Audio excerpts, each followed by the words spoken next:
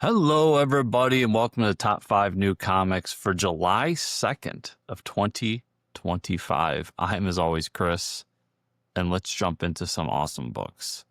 Starting with, appropriately, for all of my U.S. watchers, listeners out there, July 4th weekend coming. So let's start with Captain America #1.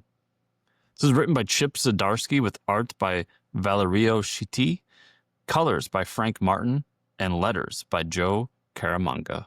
I have been a big Captain America fan for most of my life. Not as much behind me right now. They're all in boxes, but like tons of Captain America toys I've collected over the years. Always pick up the Captain America comics that come out. Just Captain America was one of those characters I was attracted to very early as a comics reader and just have enjoyed throughout the years, with some exception. That being the last couple of runs have been not what I want out of the character. I have not enjoyed them, and to the point where I was literally telling people on my podcast, friends of mine, like I might be done reading whatever Captain America comic comes out. It's not like Daredevil or something like that where I don't care who the creative team is anymore. I love the character. I'll read it. That love of the character fell away after the last couple. It's just been, for me, not what I want out of this character. So I'm saying all this, and you're like, well, this is your top 5 for the week. What are you talking about? Well, that changes when one of my favorite writers and an amazing artist jump on board and are going to take over the character. That's right. Chip Zdarsky writing this book was all I needed to know. Hi, kitty. So when I saw that he was announced to be the writer of the series, I'm like, well, I'm getting the new Captain America book, hands down, no question. Here we are. And then we started getting some of the announcements of what the book's going to be about, and the idea of it being an earlier tale in his career, not set in modern times as much, at least for this first run, is all intriguing to me. I've always thought and felt and said that some of the best Captain America stories are the World War II Captain America stories. That's kind of when the character's at his purest. We have very defined evil going on in the world and what he's fighting against. And when you bring him to modern day, it becomes a little more complicated, and that can be really good. But that can also lead to some of the runs we've gotten recently that are very muddied and, in my opinion, not as great.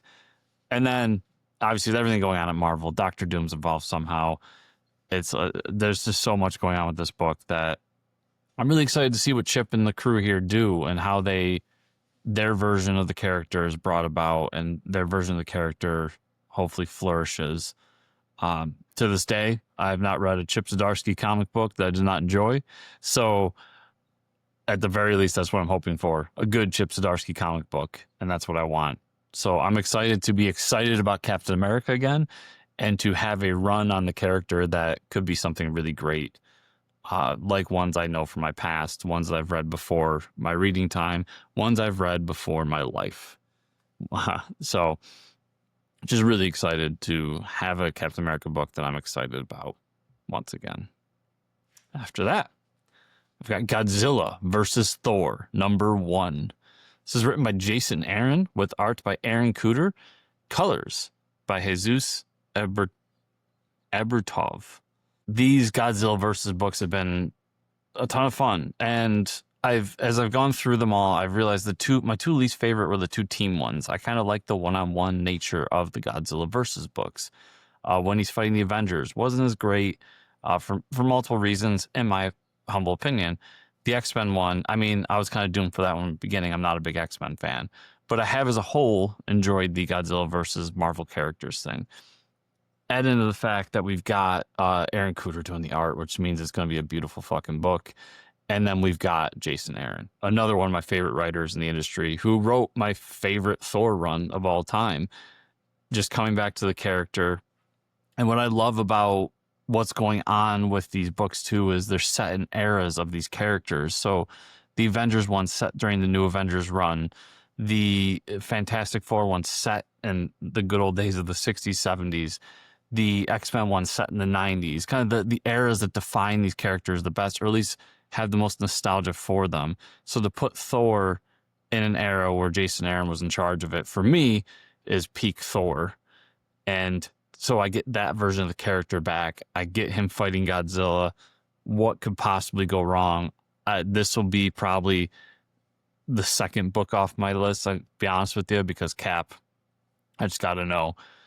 So I think there's going to be a ton of fun. And if you are interested in these and you haven't been reading along with them and you think, I don't know what's going on, honestly, these are one-shots at their core. There is kind of a through line to as much as Godzilla keeps showing up throughout time. And there's some knowledge at this point that Godzilla is a thing, as opposed to the Fantastic Four one where he was this brand new entity that no one knew about. Other than that, really, it's just Godzilla shows up, Thor's in the area, most likely. He's the one that's got to stop him. So I don't think you need to read the rest of them to know what's going on with this. I haven't felt that way with any of the other one-shots, and they've all been at least good, if not great. After that, we've got Ultimate Wolverine #7. This is written by Chris Condon with art by Alessandro Cappuccio, colors by Brian Valendez, and letters by Corey Pettit. This has been a very interesting Ultimate book. We've got, if you don't know by now, Wolverine is the Winter Soldier in this universe. So we got to see up until issue 4 or 5, him being that pawn of the Soviet, Russia, Eurasia empire, and just a version of that area in this universe being led by mutants. Well, now as issue 5 and 6 come about, we learn that there is kind of a rebel faction of characters, X-Men characters that we all know and love, working underground, and they at one point had worked with Wolverine and knew him, thought him to be gone forever. And as they hear whispers of the Winter Soldier, they start to realize that their friend is still around. And now we're kind of working at the point of, let's bring him back. Let's bring our friend back and get rid of the Winter Soldier of it all. They tie in the Weapon X program to the Winter Soldier program. There's a ton of just lore building, bringing these two characters of the Marvel ethos, the Winter Soldier and Wolverine, together throughout the series. And now we're kind of seeing the story progress to a point of what happens with Logan. Where's his destiny going to be after these 12 issues are done? And I think it's been really well done. It's been very interesting for a mainstream comic to go the route they have with this series. And I applaud Marvel and the creative team here for sticking through with it. It's been really well written. The art's phenomenal. And I just think it's a book that's interesting enough that you don't need to be, you could treat it, because it kind of is, you could treat it as a what if book of sorts. You don't need to be in on the Ultimate Universe to enjoy this series. And I've really enjoyed it as somebody that, as I've stated before, not a big X-Men guy. So that should speak volumes for the quality of this series. And after that, very Marvel heavy week, by the way. I have the Avengers #28. This is written by Jed McKay with art by Andrea Brocardio, colors by Federico Blee, and letters by Corey Pettit. The Avengers book has been interesting, and I'll say this off the bat: we're on a 5 Wednesday month, so I like these months because we get to spotlight books that I don't normally talk about in the top 5 because they're spread out more. There's not as much jam-packed into the 4-week schedule. Also, it's nicer on my pocketbook. But this has been an interesting tie-in title to the One World Under Doom because we had a Captain America, Sam Wilson, who was back on the Impossible City healing when it gets attacked by a new version of the Masters of Evil, who are going against everything Doom's doing, trying to take over the Impossible City as a deterrent for Doom to come after them so they can have their own kind of sovereign nation outside of things. And they have what they feel is a nuclear deterrent of sorts to hold Doom accountable. And they plan on using it. So Cap's been on here. He's teamed up with the last remnants of the AI, the Impossible City, to fight against what they're doing. He has found that Black Panther was on this like extra dimensional mission is now back, so he's fighting alongside him. There's a lot of just cool things happening here as a kind of almost a solo book for most of it. And now with this issue, all the Avengers are back reunited to take back their home base. Jed McKay's Avengers have been just really well done across the board. I've enjoyed how he's treated tie-ins throughout his run. I've enjoyed the team that he's built here. A little bit off the beaten path from your normal Avengers while still being very similar, having those archetypes that you'd expect for an Avengers team, but maybe in different characters. It's created a uniqueness and a boldness that you don't see a lot in the Avengers books. So I just wanted to spotlight it mostly because it's a short week. There's not a ton of books coming out, especially with the holiday. And it's a title I have really enjoyed. I've been reading every week. We're on issue 28. I've read all 27 issues so far and think that it's a run worthy of people's eyeballs, if nothing else. So definitely go check out what Jed's doing with the Avengers. It's just a ton of fun. And then we'll end with our one and only DC title, which is Justice League versus Godzilla versus Kong 2, number 2. This is written by Brian Buccellato with art by Christian Deuce and colors by Luis Guerrero. Godzilla heavy. I'm loving that we have so much cool Godzilla stuff going on across comics. The first issue was cool because we started off in a similar fashion that we did with the first Justice League vs. Godzilla vs. Kong, which is the first one started with Superman's proposal to Lois. This one starts off with Barry Allen's wedding. And in that, we get that the Suicide Squad has plans outside of what Amanda Waller wants to do. And we get a big reveal there of what happens with Amanda and what the Suicide Squad wants to do. And they manage to entice Godzilla to come back by creating a giant kaiju king shark.